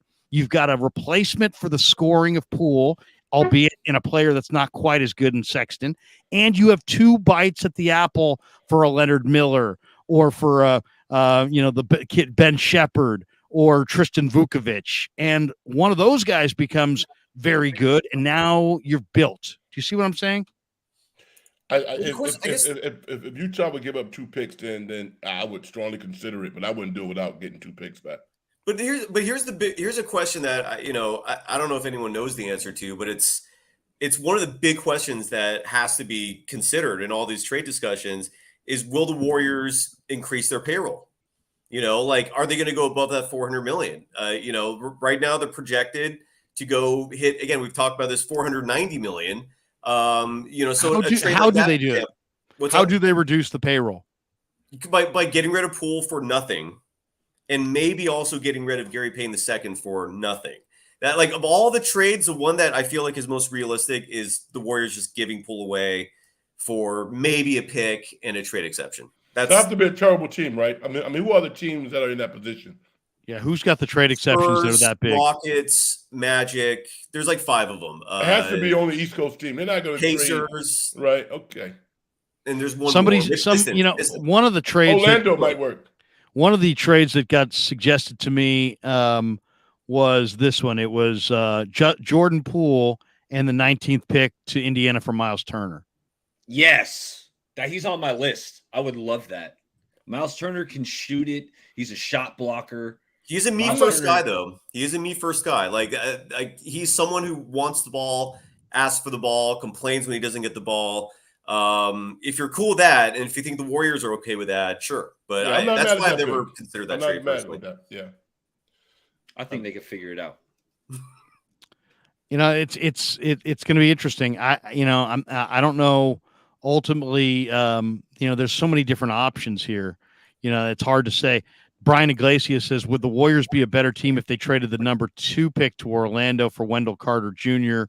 and a pick? Oh, back in 2020. He says, I think if they did that deal, they may still be playing. Heck, if they had taken Halliburton instead of Wiseman, they'd still be playing. Yeah. If they didn't trade Vince Carter for Antoine Jameson, then come on. But here's the thing with 2020, you got to consider no one wanted to trade up to get that number 2 pick. It was an awful draft. There were people that were that wanted them to take the kid from Iowa State. What's his name again? Halliburton. There were people that I remember going into that draft. There were people, and I thought it was crazy at the time. You're going to take Tyrese Halliburton number 2? Really? This Nick J has an interesting comment here. He says Lacob did say with Tim Kawakami that they don't want to spend $400 million, but if they think they can win, they might have to do it. I don't know. I mean, I hear you, Nick, but didn't Joe also kind of arrogantly grab the mic and like a child say, "We will win"? So I mean, they've always counted their dollars. I mean, they let Gary Payton II go for nothing. I don't know about always. Didn't they spend $5 million over 2 drafts to buy second-round picks? I mean, Joe has spent money for when he doesn't need to spend it. Sometimes I feel like people make Joe seem like a cheap ass. I think the NBA rules are so punitive that he's just trying to not waste $30 million of his money. I mean, based on what we saw last year, this is the funny thing to me. Why do people think that the Warriors are a championship team next year? Why? I have no idea. It's crazy to me. Who thinks that, Frank? Who's saying that? A lot of fans, and the owner does. The owner. Crazy. There's a lot of people that are like, let's run it back. Are you out of your mind? That's You lost I in mean, the second round to a Laker team that's mediocre at best. I mean, That's you delusional, you, yeah. you lost. I mean, you barely beat a team, the third seed, the Sacramento Kings, who are just on the cusp of their prime. You lost. You won in 7 games. Don't you know how good Sac's going to be next year? Listen, the Warriors are going to be a competitive team next year with all the stuff we're throwing around. And if they get lucky and somebody falls asleep and they can fleece somebody, then maybe they'll be in the running. Because I think that, again, the last 4 minutes of each game, the Warriors are probably the best team. But physically, they're not the best team going into next year. No way. Not even close. Is there a player that, I mean, we've heard DeRozan, we've thrown Karl Anthony Towns. I threw out Miles Turner, or at least somebody threw it out to me. Is there a gettable player that could change their fortunes of significance in a trade? See, because if I saw that, I agree with Frank. If the Warriors, I think the Warriors are totally delusional if they think they're going to make some trade with Jordan Poole, wind up with some player or two, and all of a sudden they're in the championship. No way. Well, I'll say this: if the Warriors make the trade that I've proposed for Karl Anthony Towns, I think they win a title next year. If you can get a starting 5 of Curry, Clay, Wiggins, Dre, Cat, a player who's made all NBA teams, a player who averages 23 and 11, shoots almost 40% from 3, who might need a culture shift similar to Wiggins leaving Minnesota. And then you have a bench with Kevon Looney and a whole bunch of solid veterans. And newsflash, your success rate for signing good quality veterans at minimum deals drastically increases if you bring a player like Cat in, because now they're thinking, I could come here for a ring. If you don't have that to not to interrupt you, please. But I'm looking at Karl Anthony Towns' contract. It's $36 million this year. Correct. It jumps to 50, Oh, it's 50, awful. It's scary. 54, and 58. So isn't 62. Joe? Aren't you not just going to the 500 mark? Aren't you pushing past that with that massive deal? Not next year. But This would in the years after that. Well, and then the following years you're getting Klay Thompson's contract off the books. That means so Clay's gone. He's a terrible defender. for now, true, No. He is a terrible defensive player. Disinterested defender. I mean, him and Dre. I mean, that's Draymond's next fight. Okay, you know what I'm saying? bring it. But he's still 7 feet, Frank. I mean, the Warriors. No, he's talented. He's very talented, and I would agree with you. I like that trade proposal that you put out there. It's very sound, but not when they have to give up all of their assets. Right. I don't want to trade Moody, and I don't want to give up 2 first-round picks. No, Frank, I'm with you. This is under the premise that a huge premise that Kerr's just not going to play these guys. Like, if Kerr decides he's going to Moody and Kuminga are getting 25 minutes a night, yeah, I'm all in, man. Let me ask you: is there a way I do that trade in a second? I do that trade in a second. I'll add the picks. I'll add Kuminga to get Karl Anthony Towns. Yeah, I would do that in a second. I don't know. So what do we do? What are we doing with Clay though? Because Clay's making 43, and he's so much tied to the Bay Area, but he's clearly regressed. He's not the defender that he was. His 3-point shooting camouflages the regression in his 2-point game. He's not going to be better next year. He's going to be worse. Big time. And do you really want Clay? I love Klay Thompson. I think he's one of my favorite Bay Area athletes in my lifetime. But I don't see a situation where Clay's going to be. The thing about Poole and Clay is, like, they're not going to be happy here. Like, Clay's not going to be happy. Is Clay going to be happy if you cut his salary by $20 million? I don't know that he's even worth $20 million. He's making $43 million. I don't think it's worth more than 15, Larry. That's what I'm saying. I mean, I think if you asked him to take a $20 million haircut, you're still quite a bit overpaid. And if you ask him to take a $20 million haircut, he seems like the kind of guy that is just, it would bother him, and his game's regressing. So it's like, maybe they need to make a bold move with Klay Thompson. Now you're talking my game, man. That's who I'm looking at. And look, I love Klay, dude. Like, personally, love. I mean, I'm going to love him for the rest of my life. He was a fundamental piece of this dynasty. As a person, he's just a classic character. But if we're going to be talking about team success and what the best move is, his $43 million coupled with his lack of productivity, he's a liability defensively. I'm with you. But I what can think be that's- done? What is there anything that can be done? Because I mean, you know the way this league is. I mean, you're either going to have to find some team that's so far beneath the cap that wants him at that price tag, which is probably doesn't exist, and or you're going to have to find some player, make some combination of players that adds up to that money. And I don't think that's going to work. It's an So expiring deal, and I feel like he would be incredibly attractive for a team who might feel like they're a shooter away. Like I mean, Boston? I could see Dallas, absolutely. Boston, I could see loving him. There's a lot of the Lakers wouldn't shock me. But who are the Lakers going to? The Lakers. I'm looking at the Lakers salary structure as you said that. LeBron's got 46. Anthony Davis at 40. The next guy on the roster. D'Lo's a free agent. Yeah. You don't have Mo Bamba makes 10. The Lakers don't have enough pieces to trade for Klay Thompson unless they had some massive trade exception. You have to sign him. You have to cut his salary down to $30 million and extend him. That's the only John scenario. Collins, maybe would you make a deal for? How about John Collins and Bogdan? I mean, Bogdan is second. But Atlanta's. I love me some the new Atlanta coach loves him. They just extended him. I mean, nobody wants to help the Warriors. Yeah. I mean, and listen, Klay makes $43 million, but here's the thing: his effort hasn't decreased. His character has not decreased. So convince him. Say, "Yo, Klay, we love you, dude, but we got to go from 43 to 30." And we'll extend you and get you that on the back end. 30s.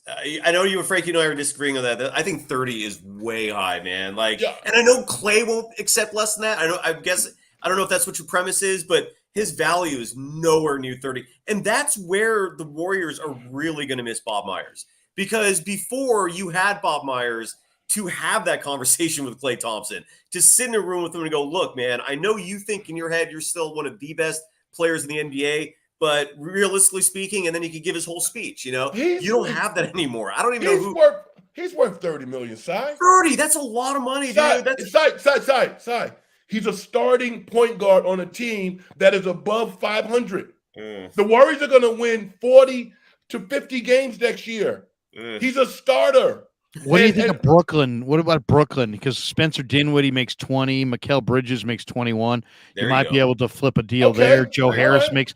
I mean, here's the thing: if you traded him to Brooklyn for Dinwiddie and Joe Harris, there's your $40 million, and those guys both come off the books at the end of the year. Yeah, I like and that. then you move on. That might be, and then you got a big market in New York. You could sell that. You take Dinwiddie and Harris. Something like maybe Dinwiddie and Harris. I'll tell you the deal that I would make for Klay if I could make it. I don't know if they would do this. Brooklyn's got 2 late firsts, like in the 20s, I think. How about a future number 1 and Klay for Dinwiddie and Joe Harris and those 2 late firsts, and then you take a couple. You let those deals come off the books, and you take a couple bites of the apple at the end of the first, and maybe you hit. I mean that to me might be the only. I mean, it's going to take a unique situation. I think it's going to take a big market team that has expectations that, they're going to want a big name. It's going to have to be creative because, you know what I'm saying? It just doesn't seem like it's an albatross at this point. I mean, And DeAndre Ayton's another name that I know we've mentioned it before, and his name's gone around in the circles. But if you can make a simple pull for Ayton trade, I'd be totally down for that. I think the Warriors would maintain contention. You get an upgrade inside. I don't know if the Suns are willing to do that, but I'd explore it if that's possible. Boston also has some high price contracts. I mean, what if you could move Klay and I would consider moving Klay and assets for Jaylen Brown. Oh yeah. They also have Brogdon makes 22. Marcus Smart makes 18. I mean, Derek White makes 18. Al Horford makes 10. I mean, you might be able to make some deal with Boston. I'm just thinking of a team that's kind of hit the skids and is looking for a big move. I don't know. This is why it's like you chase out your GM. Now you're going to have a first-time GM or your son or yourself making these moves. Yep. I mean, let's be honest, guys. The Warriors are in a danger zone right now. Agreed. They're in a danger zone. Yeah, I heard you mentioned Clay, and it's interesting you mentioned Clay because I've been thinking about that the last week or so. Like Trout, you want Trout? I was just thinking that, the way Clay kind of ended up with, just a poor series, and is he going to be willing to take, a team friendly deal? Because they're not going to give him the max. There's no way. He's not a max player. It does allow you to get rid of contracts that are heavy on the books and kind of reload. I don't know. I mean, I think there's going to be a surprise this summer. I really do. I don't know what it is, but I don't think they're standing pat. I just don't think they're bringing everybody back and they're going to add a draft. I think there's a big move coming. I hope you're right. I just don't know what it is. I just don't know what it is. But I think Joe Lacob's ego is going to want to make a splash just because it's like, hey, go for it. Maybe it works. Maybe it doesn't. Maybe it's something that just derails it. But it's going to be. I just think it's going to be some kind of splash. No pun intended. Was it a full Splash? The Splash Brothers. Yes. Another combination that I could see a team. The Knicks are probably would be interesting. They've got Julius Randle making 25. I threw that out there on Locked On Warriors, and I love that. Derrick Rose makes 15. You got Josh Hart making 12. It's straight up. You can do that, by the way. That's a straight up deal. Yeah. Who? Jordan Poole for Julius Randle, and I would sign off on that immediately. But that's me. Yeah, yes. That's interesting. Then the other one, like people are talking. I mentioned this to Dibley today. People are talking about picking up Chris Paul as a free agent because he's going to be out there. I said to Dibley, I'd rather take a shot on a guy like R.J. Barrett. R.J. Barrett is kind of hit the wall. He's got a big deal. Like he's making 10.9 this year. But he signed an extension that starts at 23.8, goes to 25.7, 27.7, 29.6. RJ Barrett, is a big point guard who's got skills and upside. Maybe if the Knicks don't really believe in RJ Barrett, maybe you could make some kind of monster deal involving some assets. And I don't know. The Knicks, I'm just thinking the New York teams because in New York, and Frank, you're from New York. I mean, you could speak to this. They care about the show. You know what I mean? They care. I mean, Klay Thompson is still like, hey, come see Klay Thompson. You know what I mean? Where, and it seems like for years, big money guys wind up showing up in New York. And what do you think? I think Klay would be a hit in New York because he's a professional. He is tremendously confident in his ability, and he can still play. The only challenge that I would have is that he's on the tail end of his career, and RJ Barrett would be a hit in the Bay Area because all of the things that he's challenged with, effort, character, professionalism, is not one of them. And he would get even better in a Warriors uniform because the Warriors have more cerebral players. So I think he would be a win for the Warriors. Klay, even if he plays well in New York the next couple of years, I think that he would. He's on the tail end of his career. His body's breaking down. Maybe you throw Poole and Klay and take Randall and Barrett. That's what I'm looking at right now. Something like that where Randall's making 25, Barrett's making 23, so they're making what, 48, 49 combined, almost 50 Larry, combined. and this is one way the Warriors can save money, right? So you have to match your salaries within 75%. But if you're talking like two huge deals like Klay and Jordan Poole, where now suddenly you have $70 million of contract and you only got to bring back 75% of that. So that comes out to what? So you only need to bring back about 55 million. But point is, you can start saving huge chunks of money doing that. And I'm that's why that's fascinating. 43 for Klay and 27 and 28 for Poole. What does that add to? That's and 71 million. 71. So then you get the Knicks.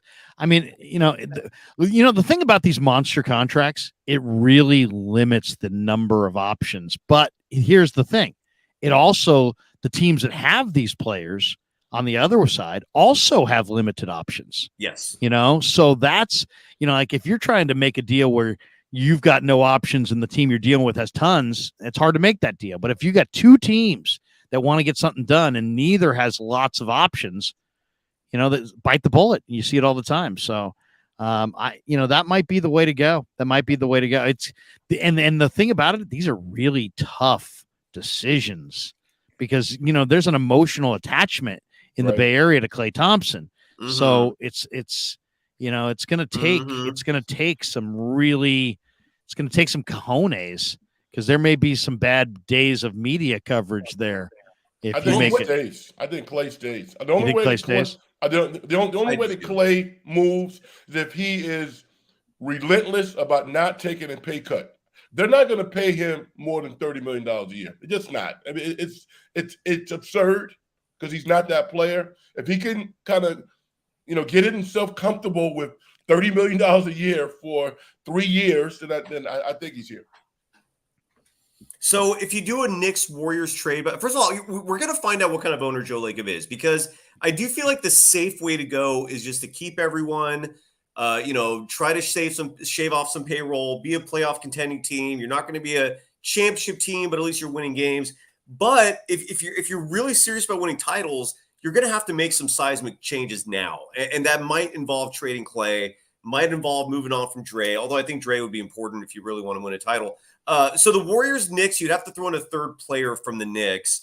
Well, I'll tell you the other one side that we didn't talk about, because the angle that I think is real is that Joe's going to want some relief on, if he's going to have some bad moments with the fans, he wants some relief on the back end. You may want to shift New York teams, bring up what Frank brought up yesterday, and Ben Simmons.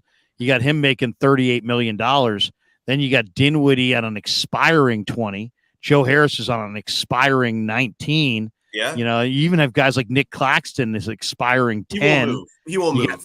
You got Patty Mills an expiring 6.8. I'm just saying Royce O'Neal's got an expiring 10. Seth, there's that one's kind of interesting because again, it's New York. And if you threw Poole and Klay and took back Simmons, I mean, man, you'd be losing a lot of losing a lot of shooting for a guy who can't shoot at all.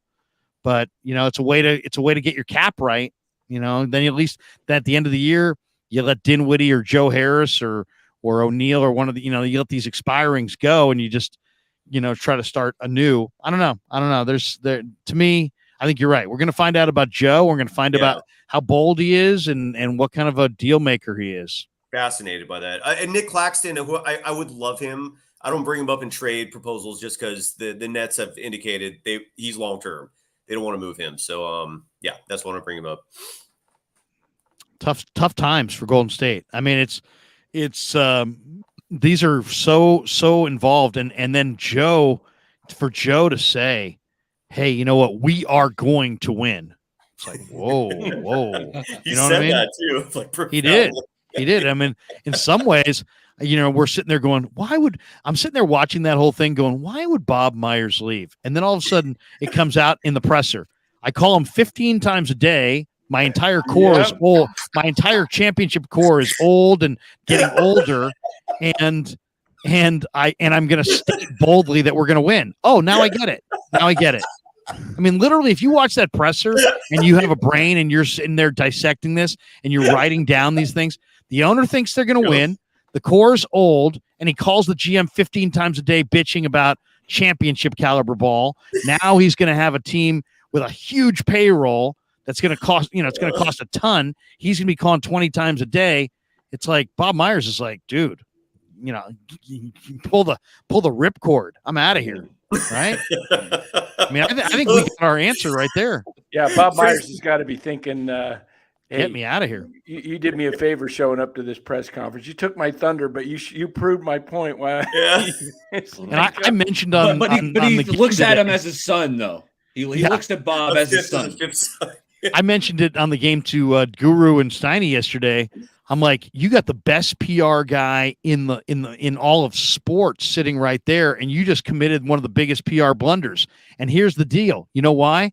because Joe thinks he knows more than everybody. So Joe's got the best PR guy, and he just committed a huge PR nightmare. Why? Because he didn't listen to his PR guy. He steamrolled him. And what's going and the same thing he's going to do with the PR. He's going to do the same thing to Dunleavy or his kids as the general man. He's going to steamroll. He had a good GM, but he steamrolled him. He's got a good PR guy, but he steamrolled him. It's very Jerry Jones-esque, man. It really is. I know right in the present, Joe's a self-made billionaire who bought the Golden State Warriors, who hadn't won since '75, and put 4 banners on the, in the rafters. And so in the present, we're like, genius. He's a genius. Let's just chart where this thing goes in the next decade before we start saying he's better than Eddie D. You know what I'm saying? It's like there's a lot of people walking around going, Joe's the greatest owner in Bay Area sports. He inherited a pretty damn good situation. Let's just see where it goes from here before we sit there and anoint him as the greatest of all time. I'd still take him over almost anyone else, though. At least he does want to win. Yeah, he's passionate. Right. I'd rather have a passionate owner. Yeah, but chart what happens next. He has his flaws. There's no, nothing's changed. I mean, he did this back in when Chris Mullen's retirement ceremony back 2012, whatever that was. Like when Lacob got booed because he didn't have.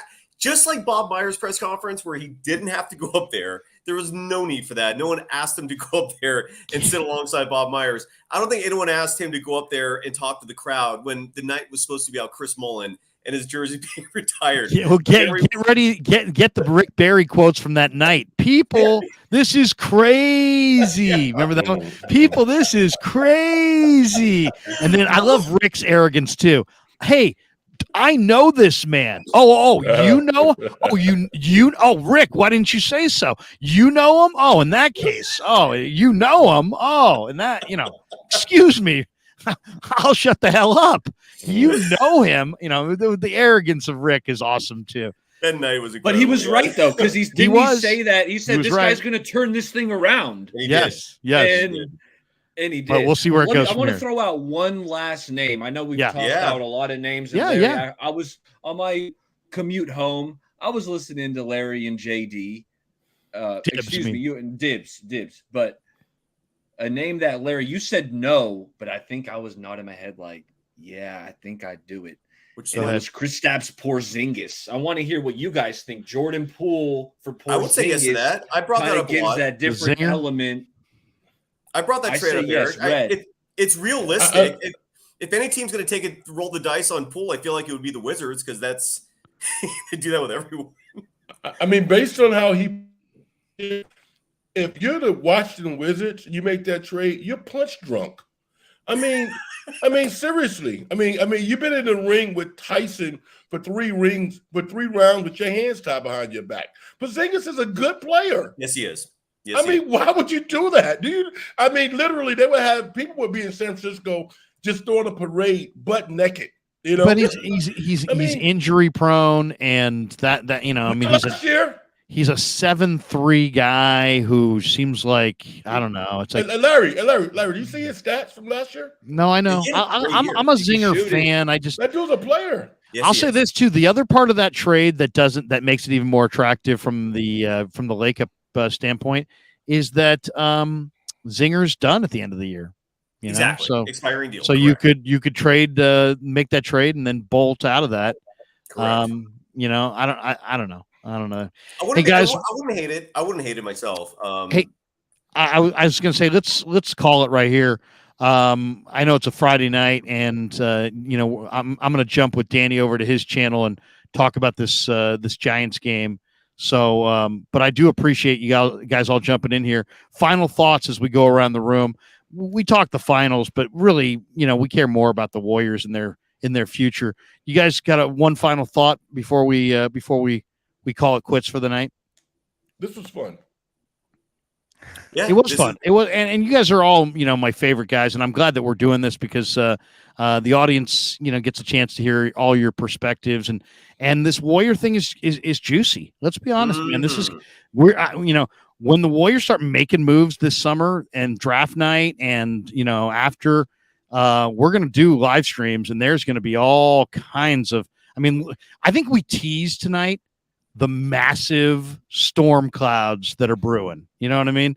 And I think everybody, if you didn't get it, now you're starting to get it, that There are monumental size decisions, franchise altering decisions, huge emotional ties, lots of big things going on. So anyway, Absolutely. And I'll say this, man. Look, I think the Warriors could, with the right move, still win one more title. And for Stephen Curry's sake, I think you have to go for it if it's there, just because a fifth title for his legacy would mean so much. But in order for that to happen, I think the Warriors, whatever move they make, if any, it's going to have to involve getting Stephen Curry a legitimate second scorer, because right now he doesn't have enough help. That was one of the glaring weaknesses among many this season. I mean, their defense was horrible. Lack of and depth. it has to be a player in his prime too. Yeah, and exactly. And he needs someone to ease the burden of scoring. Like, he can't do it by himself. So whatever trade we think up of, or whatever trade the Warriors pull off, that's going to have to be in consideration, is who can we bring in here that can be impactful and give Steph relief whenever teams are double teaming him, triple teaming him, because Clay's no longer that dude, sadly. And I don't know if Wiggins is enough of a scorer to take on that role. So something to consider, man. And always pleasure. Always a pleasure, man. Thanks for having me on. Cy, awesome to see you, man. Have a great night. Appreciate you. Baller, you got a final thought? I do. I got a couple. Warriors, I agree. Like Dan said, I want to see a big move, a relatively big move, because that's what's needed, in my opinion. I don't want this dynasty to be over. So I trade and pool, like we talked about, make a big move, get a proven stud. If you got to throw in a pick or two, I'm willing to. I know you guys might disagree with that, but Larry, I had one question for you, because I know you've been at training camp, and I haven't heard a lot of coverage about these rookie tight ends and just the tight end position. See you, Frank. The tight end position in general. Braden Willis, Cameron Latu, how have those two dudes been performing? They both look good. Willis is smaller, Latu's bigger, but they both have shown good things. Latu's only played tight end for 2.5 years. Willis, I think they both are going to make the team, and I think either Dwelly or Werner are gone. This is a weird thing to say necessarily on the stream, but might as well, since I got you here. Let's stream this week and talk Niners. Me and you. We'll do a stream, just me and you, either this weekend or Monday. What do you think? Hell yeah, I'm ready to roll. And all right, I'll text you, brother, and we'll talk a little Baller. Niners, me and you. Baller, I got a trade. Hey, what's up, Dan? Just throwing out a trade here. What do you think of this trade? Let me see if it works first. I'm going to put it in the tracker here and see if it works. You got it. A lot of times these things don't work. Try this it. And trade. while you check that, trade is successful. Here it is. Okay, let me hear it. Clay and Jordan Poole to Philadelphia for Tobias Harris and PJ Tucker. Clay and Jordan Poole? Seems like a lot for Tobias Harris. Harris is a good player, and he can rebound. I like Tobias Harris, but I don't think that's. But here on these trades, Dan, here, this is where, if you did make a trade like that, you could get what I want as well, which is, maybe some assets that you could turn into late first or second round picks and take some of these young players as well. So I mean, it's like, that's why like the Brooklyn trades are interesting to me, because Brooklyn picks like 24 and 25 in round one. And if you could get a couple of those late firsts and get a couple of those players with upside that I'm talking about, and kind of set yourself up better on the cap, maybe it's worth considering. But Baller, let's stream here this weekend or Monday. I'll send you a text. We'll hook up a time. Hey, I'm looking forward to it, and I'm going to get out of here on this note, because you've been talking up Spencer Wagee. I had to check this dude out. North Dakota State. He's on the Niners. I watched one game, Larry. One game. It was against his rival, South Dakota State, the Jackrabbits. Dude, right. He absolutely dominated. As I'm watching it, I ended up having to cut up the film and put a YouTube video out. So if anyone wants to is it out? See some Spencer. Yeah, I just cut it up. It's Spencer Wage's highlights against. Tweet it out and I'll retweet it for you. State. Yeah, tweet it. It was big time. Dude, hey, he dominated. He was unblockable. I don't know how good that right tackle was over at South Dakota, but he couldn't get his hands on Wagee. He dominated the whole game. I had to cut it up. I posted it to my channel. So if anyone wants to check that out, it's there. I will. Hey, fellas. Nice talking to you, and yeah, Larry, we'll talk soon. Sounds good. See you, Baller. Appreciate you, brother. Danny, you're headed over to your channel. I'm just going to play a couple spots here, and I'll join you over at your channel. Send me the Yeah, link. I sent you the link. I'm going to go on at 10:05, so another 4 minutes. Take a little break here. I'll play a couple spots and have a final thought, and then I'll see you over there. Yeah, join Larry and I over at NorCal Sports Network, Yeah, 10:05. by the way, everybody, we're going to Danny's place, a little after party at NorCal Sports Network. We're going to talk a little Giants Cubs over on his channel here. And so if you're one of the people in the chat tonight and you want to talk a little Giants Cubs baseball, I've been watching it off to the side here. Giants wind up losing to the Cubbies game 1 of the 3-game weekend set, but we'll talk a little baseball on Danny's channel, NorCal Sports Network. Hit like and subscribe over there. Danny, we'll see you there in a few. All right. Thanks, Larry. There you go. The great Dan Coach Emilio. All right. Interesting Friday for sure. Started with Jack Hammer, went on 95.7 the game, came home, had a little dinner, watched the finals, streamed with my friends, and now we're going to stream with Danny too, and who Danny, of course, is a friend as well. And good stuff. We'll talk a little baseball. But first, let's get a word from our sponsors. We're brought to you by Pig and a Pickle, the best barbecue in Northern California. Check them out, Emeryville and Corte Madera. You will not be disappointed. Here's what they look like in Marin.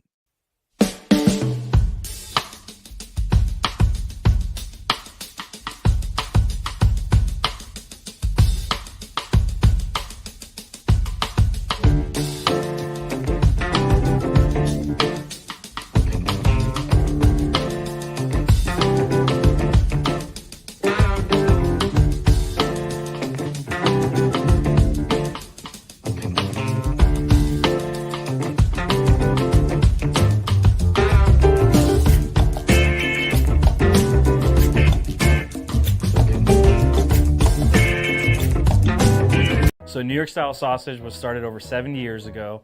We are the largest producer of fresh Italian sausage on the West Coast.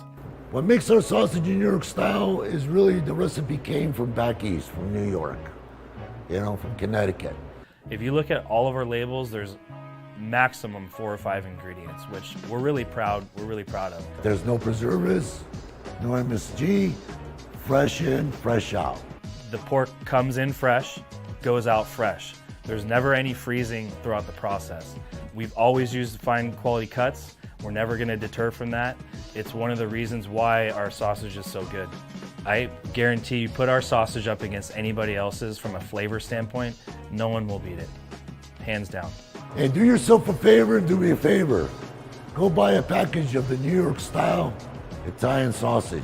Guaranteed you will love it, guaranteed.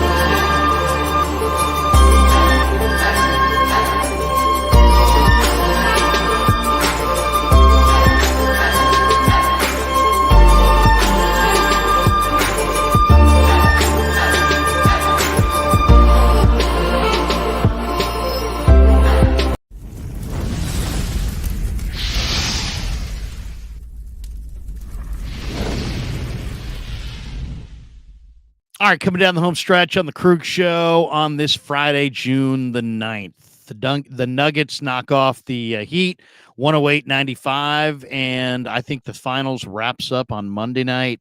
Nuggets in 5. They're up 3-1. They're 1 win away from an NBA title. We have 18,741 subscribers, so if you're in the chat, if you're watching the show, hit like and subscribe. If you hit like, that helps the algorithm. More people find us. But if you hit subscribe, you'll just get an alert every single time we go live. So please subscribe to the channel. And thanks to everybody who has helped build this channel. But 18,741 subs. And we started this thing just a little bit over a year ago. So thanks to everybody who's had a hand in this. My son, and obviously Len Dempsey, Danny, Ryan, Frank, all the people. And of course, all of you as well. Thank you very much for helping us grow our channel. I couldn't have done it without you. Just say it as simply as that, and that is the honest to goodness truth on that. Let's hit the comments. We've got a couple comments that we want to hit. Trent Balky says, Larry, give us the deets about your conversation with Gary Radnich. Thank you, Trent. Yeah, talked to Gary today, and I hadn't talked to him in a while, so he's doing good. He's got, one kid out of college, another kid in college, got a kid playing high school basketball. Sounded great. I said, Gary, you sound awesome. I invited him to join us on 95.7. He said, I don't want to go on the radio, so I don't know if I can get him to come on the show, but it was good talking to him, and we're going to talk here in the next week or so. If I can get him to come on, I will. I will ask him if he will. I know there's lots and lots and lots of you that would love to see G Rad and check in on Gary, because there's just a lot of Bay Area sports love for Gary Radnich. So it's great to talk to him today.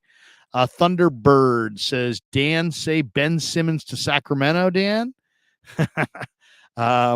Join us over on Danny's channel, NorCal Sports Network. We're going to talk a little bit about the Giants and the Cubs. Cubs beat the Giants tonight. We'll get into it next. Trent Balky said, heard from my Giants front office source that Luis Matos is on the trading block. No, come on, Trent. That can't be true. And then Trent also's got this one. Farhan is an absolute joke. His hit with Tolbert and Copes yesterday had me yakking. So there you go. If you wonder why I go into my Trent Balky voice, it's just because I enjoy doing it.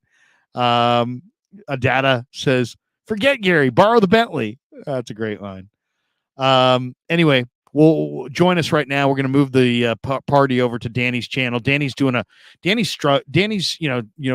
it's a struggle at the beginning to build your channel and to, get subscribers. So if you're in the chat right now, if you're watching this show, please join me over on Danny's channel, NorCal Sports Network, and let's see if we can get Danny some likes and some subscribers and help him build that thing up. He's working hard at it. He's staying in the baseball lane because that's where his true passion is. But we're going to go there right now and at least talk for another hour or so about Giants and Cubs and maybe the baseball trade deadline and everything that we want to get to on the baseball front.